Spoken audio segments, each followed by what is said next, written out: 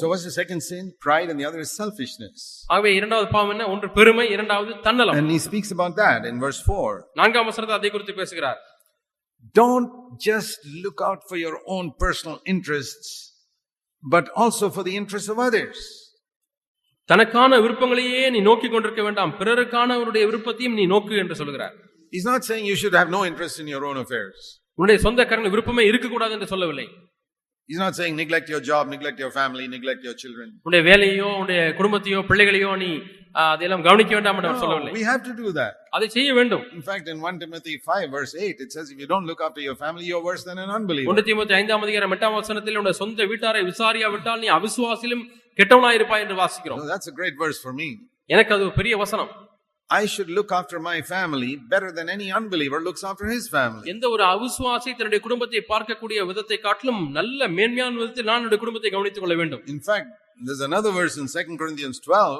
2 கொரிந்தியர் 12ஆம் அதிகாரத்தில் இன்னொரு வசனம் இருக்கிறது. And verse 15.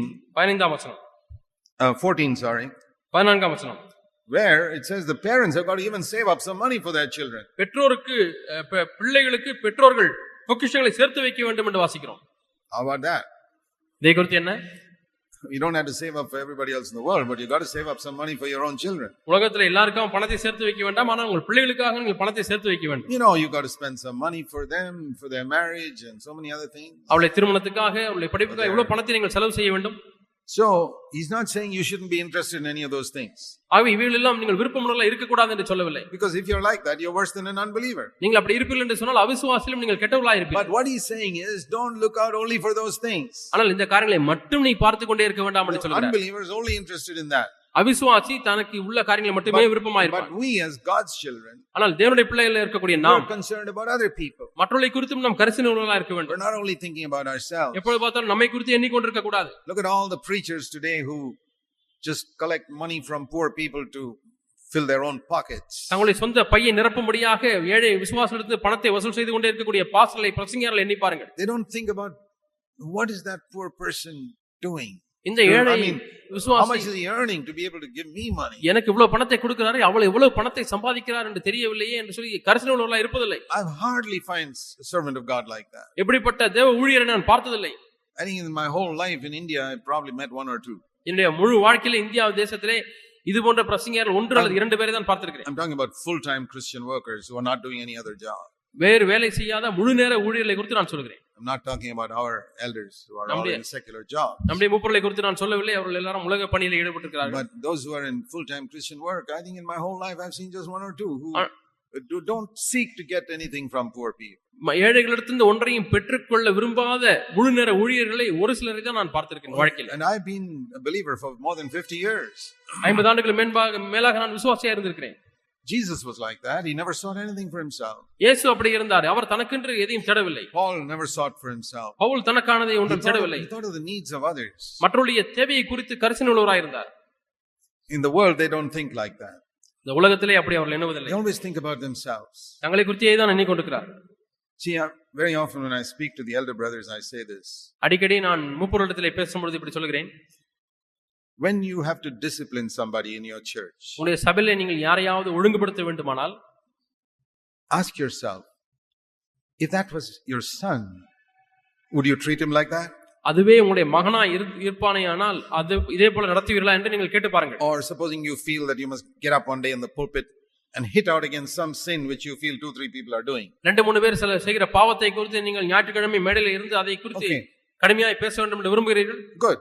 நல்லதுதான். But supposing also remember those 2-3 people were your children. அதே சமயத்தில் அந்த 2-3 பேர் உங்களுடைய பிள்ளைகளா இருப்பார்களேயானால் and it's your children who have done those 2-3 children who have done those things. அந்த 2-3 பிள்ளைகள் பாவம் செய்தார்களே அது உங்களுடைய பிள்ளைகளா இருந்தால், your own children, உங்களுடைய சொந்த பிள்ளைகளா இருந்தால், and you're getting up and speaking to them, நீங்கள் எழுந்து நின்று அவர்களிடத்திலே பேசுகிறீர்கள், would you speak in the same way? அதே விதமாய் பேசுவீர்களா? Or you're arranging a marriage for somebody, அல்லது யாருக்காவது நீங்கள் திருமண ஏற்பாடு செய்கிறீர்கள், and you say, yeah, you marry so and so, நீங்கள் இன்னாரை திருமணம் செய்யுங்கள், நீங்கள் இன்னாரை திருமணம் செய்யுங்கள். What if it was your own daughter? உங்களுடைய சொந்த மகளாக இருந்தால் would you be so casual and careless? நீங்கள் அவ்வளவு கவனக்குறைவாய் இருப்பீர்களா? Or would you give a little more thought? அல்ல இன்னும் கொஞ்சம் சிந்தித்து பார்ப்பீர்களா? It's not easy to be an elder brother. மூப்பராய் இருப்பது என்பது அவ்வளவு எளிதல்ல. Don't covet that position. அந்த ஸ்தானத்தை இச்சிக்க வேண்டாம். I'll tell you from 35 years experience. 35 ஆண்டுகால அனுபவத்தின் அடிப்படையில் சொல்கிறேன். It's a awesome sacred responsibility before God. தேவனுக்கு முன்பாக ஒரு புனிதமான பெரிய ஒரு பொறுப்பாக இருக்கிறது. I wouldn't even attempt it if God didn't put me there. தேவன் இந்த இடத்திலே வைத்திராவிட்டால் நான் அதற்கு போக வேண்டும் என்ற சிறு முயற்சி கூட நான் செய்திருக்க மாட்டேன். Who is an elder brother in a church? ஒரு சபையிலே யார் மூத்த சகோதரர்? The one who does not seek his own interests better than everybody else. மற்றவர்களை காட்டிலும் அதிகமாக தனக்கானவர்களை தேடாதவர் தான். The one who does not seek his own interests. தனக்கானவர்களையே தேடாதவர். All the others are seeking their own interest more. மற்ற எல்லாருமே தனக்கானதை தேடுகிறதிலே கொஞ்சம் அதிகமாக தேடிக்கொண்டிருக்கிறார்கள். As unbelievers we only seek our own interest, that's all. அவிசுவாசிகள் தேடுவதெல்லாம் தனக்கானவைகளை தான். But as we become believers we become a little more free from that. ஆனால் விசுவாசிகளாய் மாறும் பொழுது கொஞ்சம் அதிலிருந்து விடுதலை பெறுகிறோம். And the one who has attained maximum freedom from seeking his own interest, he is really the elder brother. தனக்கானவைகளை தேடுவதில் அதிகமாக விடுதலை பெற்றிருக்கிறவர் தான் மூத்த சகோதரர். The humblest brother in a church, he is really the elder brother. சபையில் இருக்கக்கூடிய மிகவும் தாழ்மையான சகோதரர் அவர்தான் மூத்த சகோதரராக இருக்க வேண்டும். Not the one who can preach well or organize well. நன்றாக பிரசங்கிக்கக்கூடியவரோ அல்லது கூட்டங்களை ஒழுங்குபடுத்தி நடத்தக்கூடியவரோ அல்ல. And unfortunately in many churches it's because the one who can preach well or organize well thinks I am more qualified than the other to be an elder. துரதிர்ஷ்டவசமாக நம்முடைய சபைகளிலே நன்றாக பிரசங்கிக்க வரம் பெற்றவர்கள், நன்றாக ஆர்கனைஸ் பண்ணுகிறவர்கள், அமைப்புகளை கொண்டு வருகிறவர்கள் தான் மூப்பர்களாக இருக்க வேண்டும் என்று எண்ணிக்கொண்டிருக்கிறார்கள். These are two very important truths. Pride and selfishness, two lumps that prevent the potter from making the pot. ஒரு குயவன் தன்னுடைய பானையை உணைவதற்கு தடை செய்கிறதான கடினமான ரெண்டு மண்ணாங்கட்டிகள் இவைகள் தான் பெருமையும் தன்னலமும். God doesn't force us. தேவன் நம்மை கட்டாயப்படுத்துகிறவர் அல்ல. He just says, consider others more important than yourself. உங்களை காட்டிலும் மற்றவர்களை மேன்மையாக எண்ணுங்கள் என்று சொல்கிறார். Then he leaves it to us whether we're going to do it or not. அதற்கு பிறகு நாம் அதை செய்ய போகிறோமா இல்லையா என்று ஒரு காத்திருந்து He says, don't look out on your own personal interest but the interest of others. தனக்கானவர்கள் அல்ல பிறருக்கானவர்களை நோக்குவானாக என்று சொல்கிறார். He doesn't force us, it's up to you. அவர் அதை நிர்பந்திக்கிறவர் அல்ல, உங்களை பொறுத்த காரியம் என்று சொல்லிவிடுகிறார். Now in the Old Testament, பழைய ஏற்பாட்டு காலத்திலே, if this was preached in the Old Testament, it would have been just like a statement. இது பழைய ஏற்பாட்டு காலத்தில் பிரசங்கிக்கப்பட்டிருக்கிறது என்று சொன்னால் அது வெறும் வாசகமாக தான் இருக்கும். See, these type of verses you never find in the Old Testament. இப்படிப்பட்ட வசனங்களை பழைய ஏற்பாட்டை பார்க்க முடியாது. You'll never find these two commandments in the Old Testament. இந்த இரண்டு கட்டளைகளை பழைய ஏற்பாட்டில் நீங்கள் பார்க்க முடியாது. Because in the Old Testament they never dealt with the root of sin. ஏனென்றால் பழைய ஏற்பாட்டு காலத்திலே பாவத்தினுடைய வேரே அவர்கள் இடைப்பட்டது கிடையாது. It was only the external things they dealt with. அவர்கள் இடைப்பட்ட காரியங்கள் எல்லாம் வெளிப்பிரகாரமான காரியங்கள். Don't commit adultery. விபச்சாரம் செய்யாதபாயாக. That is a form of selfishness. அதுவும் தன்னலம் தான். You know, when a man commits adultery, what is he seeking? ஒரு மனிதன் விபச்சாரம் செய்யும்போது என்ன செய்கிறான்? என்ன தேடுகிறான்? He's seeking his own interest, that's all. தன்னுடைய விருப்பத்தை தேடுகிறான், அவ்வளவுதான். He's not seeking the interest of that poor woman. அந்த பெண்ணுடைய விருப்பத்தை தேடுவதில்லை. It's selfishness. அது சுயநலம். In the Old Testament that root was not exposed. ஆனால் பழைய ஏற்பாட்டு காலத்திலே இந்த வேர் அது வெளிப்படுத்தப்படவில்லை. When a person steals, ஒரு மனிதன் திருடும் பொழுது he's seeking his own. தனக்கானவைகளை தேடுகிறான். When he commits murder, ஒரு கொலை செய்யும் பொழுது he's seeking his own. தனக்கானதை தேடுகிறான். So in the Old Testament they only dealt with the external fruit. ஆகவே பழைய ஏற்பாட்டு காலத்திலே வெளிப்பிரகாரமாய் தோன்றக்கூடியதான கனிகளிலே மட்டுமே அவர்கள் இடைப்பட்டார்கள். The root could not be exposed till the Holy Spirit came to dwell inside. பரிசுத்த ஆவியானவர் வாசம் பண்ணும்படியாக உள்ளே வந்து தங்கும் அளவும் அந்த வேரானது வெளிப்படுத்தப்படாமல் இருந்தது. If you are not discovering the layers of selfishness and pride in you, உங்களுடைய வாழ்க்கையிலே இருக்கக்கூடியதான இந்த தன்னலம், இந்த பெருமை, இதனுடைய ஆழத்தை நீங்கள் கண்டுபிடிக்கவில்லை என்றால், I would say to you, dear brother and sister, you are not filled with the Holy Spirit. நீங்கள் பரிசுத்த ஆவியானவரால் நிரப்பப்படவில்லை என்று நான் உங்களுக்கு சொல்கிறேன். I don't care how many tongues you speak in, and I don't care how many sick people you have healed by எத்தனை prayer.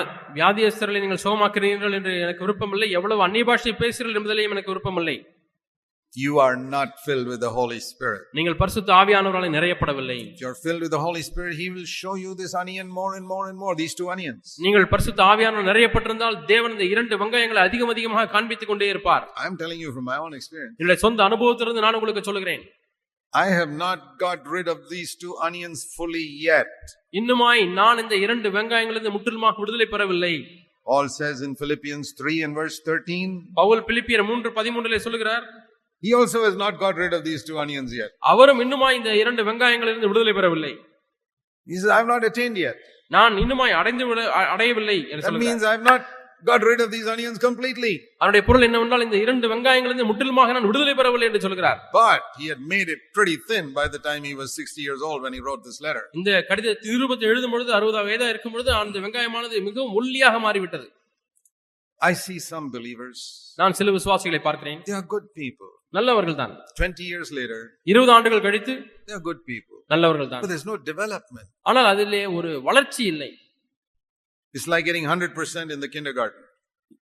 LKG பாடத்திலே 100க்கு 100 வாங்குவதை போல. Supposing you ask your child 5 years old, how much are you getting in school? 5 வயது பையனை பார்த்து பள்ளியில் எவ்வளவு மார்க் வாங்குறாய் என்று கேளுங்கள். 100%. 100க்கு 100 வாங்குகிறேன். Wonderful. நல்லது. You ask him after 5 years, how much are you getting?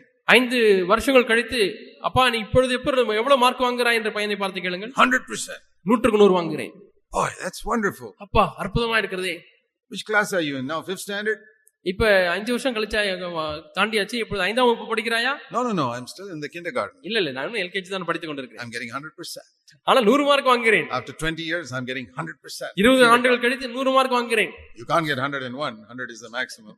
101 mark வாங்க முடியாது. 100 தான் அதிகபட்ச மார்க்குகள். So don't be happy that you're a good brother. ஆகவே நல்ல சகோதரன் என்பதனாலே சந்தோஷப்பட வேண்டாம். Or a good sister. நல்ல சகோதரியா இருக்கிறேன் என்பதனாலே சந்தோஷப்பட வேண்டாம். Is there a development? அங்கே ஒரு வளர்ச்சி காணப்படுகிறதா? Greater light on your selfishness. தன்னலத்தை குறித்து அதிகமான வெளிச்சத்தை பெற்றிருக்கிறீர்களா? You cleansed yourself. நீங்கள் உங்களை சுத்திகரித்திருக்கிறீர்களா? Then you are fit to be promoted to the next class. அப்படியானால் அடுத்த வகுப்புக்கு தேர்ச்சி பெற்று போவதற்கு நீங்கள் தகுதியானவர்கள். But you discovered nothing in this year. ஆனால் இந்த வருஷம் ஒன்றையுமே நீங்கள் கண்டுபிடிக்கவில்லை. Then you are in the same class. அதே வகுப்பிலே தான் இருக்கிறீர்கள். So that's the second thing he says. Think of the interests of others also. மற்றவருடைய விருப்பத்தையும் தேடுங்கள். Think of the needs of others. மற்றவருடைய தேவை என்ன என்பதையும் அறிந்து கொள்ளுங்கள். I remember many years ago when I asked the Lord, how can I have a word for God's people always? அநேக ஆண்டுகள் முன்பதாக ஆண்டவரே தேவனுடைய பிள்ளைகளுக்கு பகிர்ந்து கொள்ளும்படியாக ஒரு வார்த்தை எப்பொழுதுமே பெற்றிருக்க வேண்டுமே எப்படி என்று கேட்டேன். Lord, you know how many times I have to stand up before God's people and speak. ஆண்டவரே அநேக முறைகள் தேவனுடைய பிள்ளைகள் முன்பாக நின்று நான் பேச வேண்டியிருக்கிறது ஆண்டவரே. I don't know always what to speak. எல்லா நேரங்களிலுமே என்ன பேச வேண்டும் என்று நான் அறியாது இருக்கிறேன். Because I want to know what you want to say to them. ஆனால் நீர் என்ன பேச வேண்டும் என்று ஆண்டவரே விரும்புகிறீர் என்பதை அறிந்து கொள்ள விரும்புகிறேன். This is what the Lord has said to me. இதைத்தான் ஆண்டவர் என்னிடத்தில் சொன்னார்.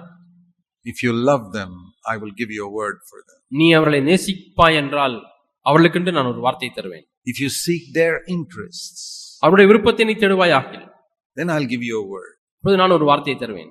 But if you only seek your own interest, that you want to show you're a great preacher, ஆனால் உன்னுடைய சொந்த விருப்பத்தை மட்டும் தேடிக்கொண்டு நீ ஒரு பெரிய பிரசங்கியா என்பதை காண்பிக்க வேண்டும் என்று விரும்பினால், then you better stand there alone in the pulpit. அப்படியானால் நீ தன்னந்தனியாக மேடையில் நின்று கொள். I say, Lord, in my whole life, I never want to stand in a pulpit alone. ஆண்டவரே என்னுடைய முழு வாழ்க்கையிலுமே ஒரு காலம் நான் மேடையில் தனியாக நிற்க நான் விரும்பவில்லை ஆண்டவரே. Even though other people may not be able to see you, I want you to be there with me. ஆண்டவரே அநேகரால் பார்க்க முடியாவிட்டாலும் நீர் என்னோடு கூட அங்கே இருக்க வேண்டும் என்று விரும்புகிறேன். Otherwise I'll have nothing to say. I'll waste people's time. இல்லாவிட்டால் எனக்கு சொல்வதற்கு ஒன்றும் இருக்காது. நான் மக்களுடைய நேரத்தை வீணடித்துக் கொண்டிருப்பேன். A lot of wastage of time today in Christian pulpits. அநேக கிறிஸ்தவ மேடைகளிலே மக்களுடைய நேரம் விரயமாக்கப்பட்டு கொண்டிருக்கிறது. Many preachers know that, I can stand in the pulpit and take as long as I like and speak whatever I like. அநேக பிரசங்கங்கள் எண்ணுவதெல்லாம் நான் மேடையில் நின்று எவ்வளவு நேரம் வேண்டுமானாலும் பேசலாம், என்ன விருப்பமோ அதை நான் பேசலாம் என்று எண்ணுகிறார்கள். And all these people have to come and listen to me next Sunday. இந்த மக்கள் எல்லாரும் அடுத்த ஞாயிற்றுக்கிழமை நான் பேசுவதை வந்து கவனித்தாகத்தான் வேண்டும். Whether they like it or not. அவர்கள் விருப்பமோ இல்லையோ. Because I am the elder here. ஏனென்றால் நான் தான் மூப்பர். And if somebody doesn't like me, he can go. எனக்கு யாராவது என்னை பிடிக்கவில்லை என்று சொன்னால் நீங்கள் இந்த சபை விட்டு போய்விடலாம். It's a pretty powerful position, like a dictator. இது எப்படிப்பட்ட நிலைமை என்று சொன்னால் ஒரு சர்வாதிகாரியை போல ஒரு அதிக சக்தி மிக்க ஒரு பதவியை நீங்கள் ஏற்றுக்கொண்டீர்கள். I feel sorry for such people when they have to answer to God one day and they stand before him. இப்படிப்பட்ட மக்கள் தேவனுக்கு முன்பாக நிற்கும் பொழுது ஒரு நாளிலே இந்த காரியத்திற்காக தேவனிடத்தில் பதில் சொல்ல வேண்டும். அதை நான் எண்ணும் பொழுது வருத்தப்படுகிறேன். And the Lord asked them, did you seek the interests of others? Did you love them when you stood up there? நீ அங்கே நின்று பேசும் பொழுது மற்றவருடைய விருப்பத்தை நீ அறிந்து கொண்டாயா, அவருடைய தேவைகளை அறிந்து கொண்டாயா, நேசித்தாயா என்று கேட்பார். I fear that question. நான் இந்த கேள்விக்கு பயப்படுகிறேன்.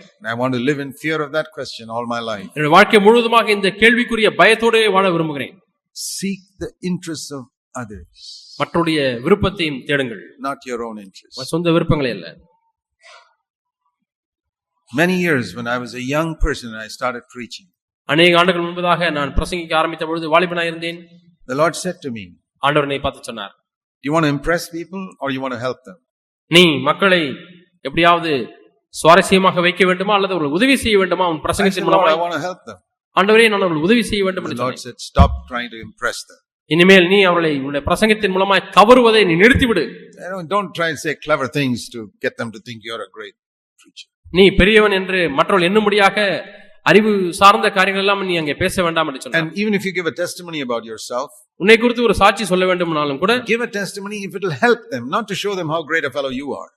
நீ எவ்வளவு பெரியவன் என்று காண்பிக்க முடியாத சாட்சி அல்ல, ஆனால் மற்றவர்களுக்கு உதவி செய்யக்கூடியதான சாட்சியை பகிர்ந்து கொள் என்று சொன்னார். Sometimes our testimony does help other people. சில சமயத்தில் நம்முடைய சாட்சிகளும் மற்றவர்களுக்கு உதவி But செய்கிறது. we must say it because it helps other people, not to show them I'm a man of God. நான் தேவ மனிதன் என்று காண்பிக்க முடியாத நோக்கத்தோடு கூட அல்ல, அவர்களுக்கு உதவி செய்ய வேண்டும் என்ற நோக்கத்தோடு கூட நீங்கள் செய்யுங்கள். And in the Old Testament, பழைய ஏற்பாட்டு காலத்திலே even if such commandments were there, it would have been like a commandment. இப்படிப்பட்ட கட்டளைகள் பழைய ஏற்பாட்டில் இருந்திருந்தாலும் கூட அது கட்டளைகளாகத்தான் இருந்திருக்கும். Commandment number 11, don't be selfish. 11வது கட்டளை சுயநலமா இருக்க வேண்டாம். Commandment number 12, don't be proud. 12வது கட்டளை பெருமையா இருக்க வேண்டாம். That's all it could be in the Old Testament. அவ்வளவுதான் பழைய ஏற்பாட்டில் இருந்திருக்க But முடியும். in the New Testament, ஆனால் புதிய ஏற்பாட்டிலே God doesn't give us just words. தேவன் நமக்கு வார்த்தைகளை மட்டும் தருகிறவர் அல்ல. He says in verse 5, look at Jesus, just be like him. 5ஆம் வசனத்திலே பாருங்கள், கிறிஸ்து இயேசுவை நோக்கி பாருங்கள், அவரைப் போலவே இருந்து விடுங்கள். That's the other wonderful thing we see here in Philippians 2. பிலிப்பியர் 2ஆம் அதிகாரத்தில் நாம் பார்க்கக்கூடிய அற்புதமான இன்னொரு காரியம் இதுதான். Look at that mud which I made into such a beautiful vessel. அந்த மண்ணை எடுத்து நான் மிகவும் நேர்த்தியான ஒரு பாத்திரமாய் மாற்றி இருக்கிறேன், அதை பார். Always willing to be crushed. எப்பொழுதுமே நொறுக்கப்படுவதற்கு தயாரா இருக்கக்கூடிய மண். Jesus, இயேசு, that beautiful vessel. இயேசு என்கிறத அந்த அருமையான ஒரு பாத்திரம். Never once doing his own will. ஒரு முறை கூட தன்னுடைய சொந்த சித்தத்தை செய்யாதவர். Always doing the Father's will. எப்பொழுதுமே பிதாவின் சித்தத்தையே செய்தவர். We've got an example today which they didn't have in the Old Testament. பழைய ஏற்பாட்டில் அவர்கள் இல்லாத ஒரு மாதிரி நமக்கு இப்பொழுது இருக்கிறது. Nobody in the Old Testament could say, follow me. பழைய ஏற்பாட்டில் யாருமே என்னை பின்பற்று என்று சொல்ல முடியவில்லை. In the history of humanity, in the history of the Bible, the first person who said follow me was Jesus Christ. இந்த வேதாம சரித்திரத்திலே முதலாக என்னை பின்பற்று என்று சொன்னக்கூடிய நபர் இயேசு மட்டுமே.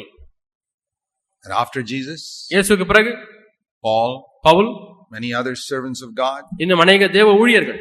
That is how we serve God in the New Testament. இப்படித்தான் நாம் இந்த புதிய உடன்படிக்கை காலத்திலே தேவனை இயேசுவுக்கு ஊழியம் செய்கிறோம். இயேசுவை பார்ப்பது, and look at me following Jesus. இயேசுவை பின்பற்றுகிற என்னை நோக்கி பார். Follow me as I follow Christ. நான் கிறிஸ்துவை பின்பற்றுவது போல என்னை நீ பின்பற்று. Follow me as I seek to follow that path of total freedom from selfishness and pride. சுயநலத்திலிருந்தும் பெருமையிலிருந்தும் பரிபூர்ண விடுதலை என்கிற அந்த பாதையை நான் நடக்கிறேன், என்னை நோக்கி பார். That is how we follow the Lord. இப்படிதான் நாம் ஆண்டவரை பின்பற்றுகிறோம். And that's how the Lord can make us into a beautiful vessel. இப்படிதான் தேவன் நம்மை அருமையான ஒரு பாத்திரமாக வணைய முடியும். God will do his part. தேவன் தம்முடைய பகுதியை செய்வார். I must do my part. நான் என்னுடைய பகுதியை செய்ய வேண்டும். I cannot make myself a vessel. என்னையே நான் ஒரு பாத்திரமாய் வணைந்து விட முடியாது. I cannot make myself holy. நானே பரிசுத்தமாய் மாறிவிட முடியாது. That's God's work. அது தேவனுடைய பகுதி. But I have to cooperate when I have to cleanse myself from these layers of the onion. ஆனால் இந்த வெங்காயம் என்கிற அந்த தோலில் இருந்து உரிக்கப்படும்படியாக நான் அதற்கு இசைந்து கொடுக்க வேண்டும். Let's pray. நாம் ஜெபிப்போம். Heavenly Father, பரலோக பிதாவே, as we bow before you, உமக்கு முன்பாக தலை வணங்குகிறோம் ஆண்டவரே. Pray that your name will be glorified through each of us. எங்கள் ஒவ்வொருடைய வாழ்க்கையின் மூலமாக உம்முடைய நாமம் மகிமைப்படும்படியாக ஜெபிக்கிறோம். We humbly ask in Jesus' தாழ்மையாய் name. கேட்கிறோம், இயேசு நாமத்தில் கேட்கிறோம் பிதாவே. ஆமென்.